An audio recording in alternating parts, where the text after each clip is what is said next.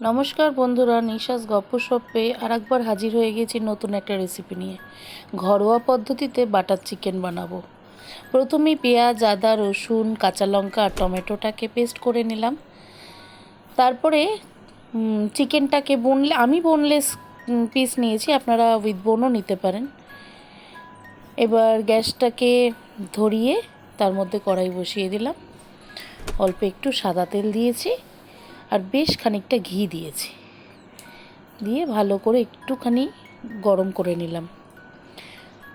এর মধ্যে পেঁয়াজ, আদা, রসুনের পেস্টটা দিয়ে দিলাম, দিয়ে ভালো করে কষে নিয়ে একটু ব্রাউন ব্রাউন টাইপের কালার তৈরি করলাম।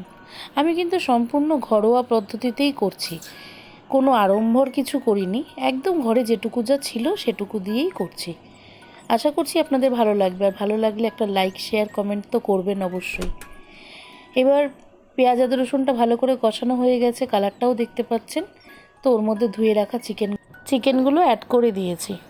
অ্যাড করে একটু নেড়ে চেড়ে, খালিজের একটা বাটার চিকেনের মশলা ছিল আমার ঘরে, সেই মশলাটাই কিন্তু আমি শুধুমাত্র ইউজ করেছি এর মধ্যে, আর অন্য কিছুই আমি সেরকম দিইনি। বেশ খানিকটা কোয়ান্টিটিতে ওই বাটার চিকেন মশলাটা আমি অ্যাড করে দিলাম, দিয়ে তাতে অনেকটা পরিমাণে দই দিলাম, টক দই। টমেটো যেহেতু একটাই দিয়েছি তাই টক দইটা একটু বেশি দিলাম, দিয়ে ভালো করে ওটাকে কষিয়ে নিলাম নেড়ে চেড়ে। তারপর যখন একটু দেখলাম অয়েলটা ভালো করে রিলিজ করে গেছে, তখন তার মধ্যে আমি এক এক করে একটু মেয়োনিজ দিয়েছিলাম আর কিছুটা পরিমাণ আমুল ফ্রেশ ক্রিম দিয়েছিলাম। আমুল ফ্রেশ ক্রিম আর মেয়োনিজটা চিকেনটা একটু নরম হয়ে যাওয়ার পরেই আপনারা ইউজ করবেন। দিয়ে এবার ভালো করে নেড়ে চেড়ে নিয়ে তাতে নুন দিয়েছিলাম। নুন আমি অল্প একটু মাখিয়েও রেখেছিলাম চিকেনে, যার জন্য নুনটা একটু অল্পই দিয়েছি। একটু শুকনো লঙ্কার গুঁড়ো দিয়েছি আর অল্প একটু কাশ্মীরি লঙ্কা দিয়েছি, আর আলাদা করে কিন্তু আমি কোনো মশলাই এতে ব্যবহার করিনি। ভালো করে কষে নিয়েছি, আপনারা দেখতেই পাচ্ছেন যে এটার ভিতর থেকে একটা হোয়াইট হোয়াইট টাইপের টেক্সচার দেখা যাচ্ছে।